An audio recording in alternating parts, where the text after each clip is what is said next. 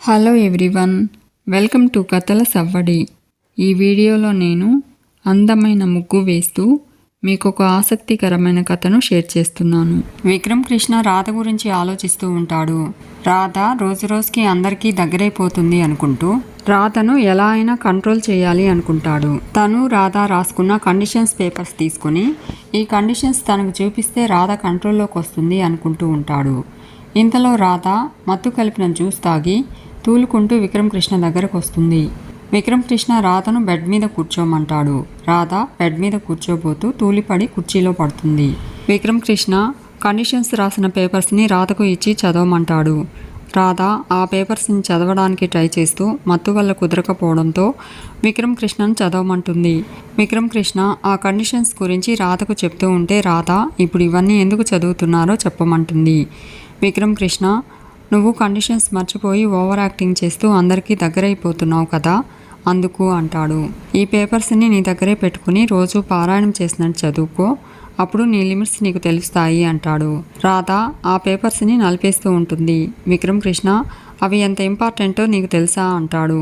రాధ ఇక నుంచి వీటిని నా దగ్గరే పెట్టుకుంటాను అని చెప్పి ఆ కండిషన్స్ ఉండే పేపర్స్ని చించేస్తుంది. విక్రమ్ కృష్ణ రాధను కోప్పడుతూ ఉంటే రాధ తగ్గు అంటూ సైగ చేస్తూ యు ఆర్ మై మొగుడ్స్, ఐ యామ్ యువర్ పెళ్ళామ్స్ అంటుంది. విక్రమ్ కృష్ణ ఏంటి తేడాగా మాట్లాడుతున్నావు అంటాడు. రాధ నువ్వు ఇలా తేడా చేస్తుంటే నేను ఇలా తేడాగానే మాట్లాడతాను అంటుంది. అసలు ఏమనుకుంటున్నావురా నా గురించి అంటుంది. విక్రమ్ కృష్ణ రానా అంటాడు. రాధ అవును బే అంటుంది. అసలు నీ ఉద్దేశం ఏంటిరా? అంతా నీ ఇష్ట ప్రకారమే జరిగిపోవాలనుకుంటున్నావా? నువ్వు ఏం చెప్తే అది నేను చేస్తాననుకుంటున్నావా? నాకు మనసు ఉండదా? నా మనసుకి ఫీలింగ్స్ ఉండవా? నీ ఫేస్లో ఎక్స్ప్రెషన్సే ఉండవు, నీ మనసులో ఫీలింగ్స్ ఉండవు. అలా అని అందరూ నీలా ఉండాలనుకుంటావా?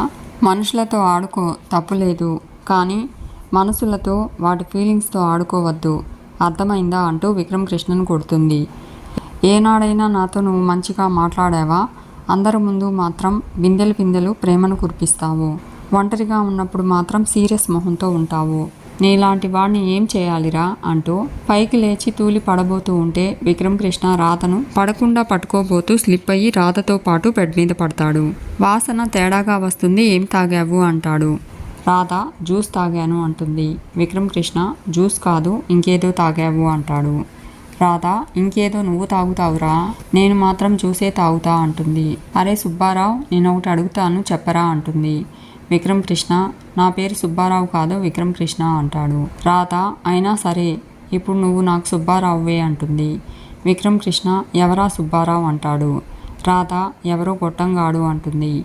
విక్రమ్ కృష్ణ నేను ఇప్పుడు గొట్టంగాడినా అంటాడు. రాధ నువ్వు గొట్టంగాడివో చుట్టంగాడివో నీకు తెలియదా? నోరు మూసుకుని నేను అడిగిన దానికి సమాధానం చెప్పు అంటుంది. మన అవసరం కోసం పెళ్లి చేసుకున్నప్పుడు అనవసరంగా నా మెడలో నల్లపూసలు ఎందుకు కట్టావురా అంటుంది. నువ్వు పెట్టిన తొక్కలో కండిషన్స్లో నల్లపూసల టాపిక్కే లేదు కదా, మరెందుకు నా మెడలో నల్లపూసలు కట్టావురా చెప్పు అంటుంది. విక్రమ్ కృష్ణ తప్పనిసరి పరిస్థితుల్లో అంటాడు. రాధ తప్పనిసరి పరిస్థితుల్లో నా మెడలో నల్లపూసలు వేసినప్పుడు తప్పనిసరిగా నన్ను నీ పెళ్ళాంగా ఒప్పుకోవాలి కదరా, మరి ఈ కండిషన్స్ క్యాలెండర్స్ చూపిస్తావేంటిరా అంటుంది. మీ మగాళ్ళందరూ ఇంతేనా?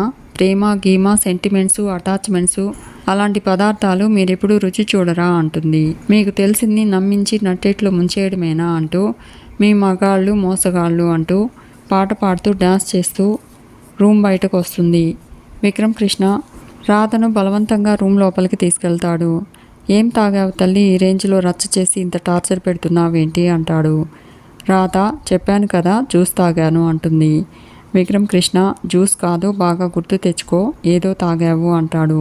రాధ ఆలోచిస్తూ గుర్తు తెచ్చుకొని ప్రియ జ్యూస్లో ఏదో కలిపింది, దాని సంగతి తేల్చేస్తా అంటూ రూమ్ నుంచి బయటకు వెళ్ళబోతుంది. విక్రమ్ కృష్ణ రాధను పట్టుకోబోతూ ఉంటే రాధ డోర్ క్లోజ్ చేసి వెళ్ళిపోతుంది. రాధ ప్రియ దగ్గరికి వెళ్ళి జ్యూస్లో మందెందుకు కలిపావు అంటూ ప్రియతో గొడవ పడుతూ ప్రియను కొడుతూ ఉంటుంది. ప్రియ కొట్టి మాట్లాడతావేంటి అంటుంది. రాధ నీలాంటి దాన్ని కొట్టి మాట్లాడకూడదు, చంపేయాలి అంటూ పక్కనే ఉన్న కత్తి తీసుకొని ప్రియ మీద అటాక్ చేస్తున్నట్టు యాక్ట్ చేస్తుంది. ప్రియ భయపడుతూ హాల్లోకి వస్తుంది. రాధ కత్తిని కింద పడేసి సైలెంట్గా ఉంటుంది. విక్రమ్ కృష్ణ రాధతో ప్రియనెందుకు చంపాలనుకున్నావు అంటాడు. రాధ ఊరికే టైంపాస్కి అని చెప్పి నా మొగుడు జోలికి వస్తే ఊరుకుంటానా, అందుకే చంపేస్తానని చెప్పాను అంటుంది. అందరూ ప్రియను ఏమైందని అడుగుతారు. ప్రియ రాధ ఫుల్గా తాగొచ్చి తను చంపేస్తుంది అంటుంది. విక్రమ్ కృష్ణ ప్రియ అబద్ధం చెప్తుంది అని చెప్పి రాధ మౌనవ్రతంలో ఉంది అంటాడు. రాధ తూలుతూ రైలింగ్ మీద పడడం చూసి ప్రియ మందు తాగడం వల్లే రాధ అలా పడిపోతుంది అంటుంది. విక్రమ్ కృష్ణ ప్రియ అన్న మాటలకు రాధ తట్టుకోలేక ఏడుస్తుంది అని చెప్పి కవర్ చేస్తూ మాట్లాడుతూ ఉంటాడు. ప్రియ రాధ మొహం చూపించమంటుంది. విక్రమ్ కృష్ణ సునంద నందగోపాల్తో మీ కోడల్ని ప్రియ అవమానిస్తూ ఉంటే మీరు అలా చూస్తూ ఉన్నారేంటి అంటాడు. సునంద నందగోపాల్ ప్రియతో గొడవ పడుతూ ఉంటారు. ఈలోపు రాధ రూమ్ లోపలికి వెళ్ళిపోతుంది. విక్రమ్ కృష్ణ రాధ ఎక్కడికి వెళ్ళింది అంటూ రాధను పిలుస్తూ రూమ్ లోపలికి వెళ్తాడు. రాధ విక్రమ్ కృష్ణను హగ్ చేసుకుని థ్యాంక్స్ చెప్తుంది. ఇంతకాలానికి నా మొగుడిలా మాట్లాడావు తెలుసా అంటుంది. నీకో విషయం చెప్పాలి అంటూ నల్లపూసలు తన మెడలో పడినప్పటి నుంచి అగ్రిమెంట్ పెళ్లి అసలైన పెళ్లిలా మారిపోయింది అని భార్యలా నటిస్తున్న తను విక్రమ్ కృష్ణకు నిజమైన భార్యలా మారిపోయాను అంటుంది. నువ్వు కూడా నిజమైన భర్తగా మారిపోవాలనుకుంటున్నాను అంటుంది. విక్రమ్ కృష్ణ రాధ మాటలు విని షాక్ అవుతాడు. నువ్వు జోక్ చేస్తున్నావు కదా, మత్తులో ఏదేదో మాట్లాడుతున్నావు కదా, ఇదంతా అబద్ధం కదా అంటాడు. రాధ ఇది పచ్చి నిజం అని చెప్పి నిద్రపోతుంది. విక్రమ్ కృష్ణ టెన్షన్ పడుతూ ఉంటాడు. ఇక దమయంతి రాధ రామచంద్రయ్య బ్లడ్ శాంపిల్స్ ఉన్న హాస్పిటల్కి వెళ్ళి డాక్టర్తో DNA టెస్ట్ చేయించేందుకు డీల్ కుదుర్చుకుంటుంది. ఇక రాధ నిద్రలేచి ఆలోచిస్తూ ఉంటుంది. విక్రమ్ కృష్ణ రాధకు నిమ్మరసం తెచ్చి రాత్రి ఎంత రచ్చ చేశావో తెలుసా అంటాడు. రాధ నేనేం చేశాను అంటుంది. విక్రమ్ కృష్ణ గుర్తు తెచ్చుకో అంటాడు. రాధ గుర్తు తెచ్చుకుని రాత్రి నీతో ఆడుకుని ఆ తర్వాత ప్రియతో ఆడుకున్నాను, అప్పుడు అత్తయ్య వాళ్ళు అక్కడికి వచ్చినట్టున్నారు కదా అంటుంది. విక్రమ్ కృష్ణ వచ్చినట్టు కాదు వచ్చారు అంటాడు. నువ్వు తాగిన విషయం నేను మేనేజ్ చేశాను కాబట్టి సరిపోయింది, లేకపోతే ఎంత గొడవ జరిగేది అంటాడు. రాధ సారీ చెప్పి ప్రియ జ్యూస్లో ఏదో కలిపిందన్న అనుమానంతో ప్రియతో ఆడుకున్నాను అంటుంది. విక్రమ్ కృష్ణ తర్వాత ఏం జరిగిందో గుర్తుందా అంటాడు. రాధ విక్రమ్ కృష్ణతో తను మాట్లాడిన మాటలు గుర్తు చేసుకుని కంగారు పడుతూ తనకు గుర్తు లేదని చెప్పి విక్రమ్ కృష్ణను చెప్పమని అడుగుతుంది. విక్రమ్ కృష్ణ మనం అవసరార్థం అబద్ధం పెళ్లి చేసుకుందామనేది మర్చిపోయి నీ లిమిట్స్ క్రాస్ చేసి మాట్లాడావు. లిమిట్స్ క్రాస్ చేయకూడదని క్యాలెండర్ నీ గిఫ్ట్గా కూడా ఇచ్చాను. అబద్ధం పెళ్లి అసలైన పెళ్లిగా ఎప్పటికీ మారదు. భార్యాభర్తల్లా నటించే మనం నిజమైన భార్యాభర్తలుగా ఎప్పటికీ మారము. 6 నెలల తర్వాత నువ్వు వెళ్ళిపోవాలనేది గుర్తుపెట్టుకుని నీ లిమిట్స్లో నువ్వు ఉండు అంటాడు. రాధ నేనెందుకు గుర్తుపెట్టుకోవాలి, ఆ విషయం నువ్వే గుర్తుపెట్టుకో అంటుంది. అయినా నువ్వింత పిరికి పురుషుడు అనుకోలేదు అంటుంది. విక్రమ్ కృష్ణ పిరికి పురుషుడేంటి అంటాడు. రాధ 6 నెలల తర్వాత నేను ఇక్కడే సెటిల్ అవుతానని భయపడుతూ టెన్షన్ పడేవాడిని పిరికి పురుషుడనే అంటారు అంటుంది. రాత్రి నేనేదో తాగిన మత్తులో వాగితే ఆ మాటలకు భయపడి ఇలా క్లాస్ పీకేవాడిని పిరికి పురుషుడనే అంటారు అని చెప్పి రాధ వెళ్ళిపోతుంది. ఇక దమయంతి కారులో వస్తూ ఉంటుంది. డాక్టర్ దమయంతికి ఫోన్ చేసి DNA రిపోర్ట్స్ ఇంటికి కొరియర్ చేశాను అని చెప్తాడు. దమయంతి ఆ రిపోర్ట్స్ని ఇంటికెందుకు కొరియర్ చేశావు అంటూ డాక్టర్ని కోపడి ఫోన్ కట్ చేస్తుంది.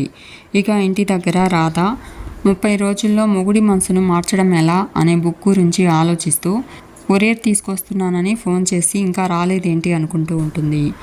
అప్పుడే వచ్చిన కొరియర్ బాయ్ రాధకు DNA రిపోర్ట్ని ఇస్తాడు.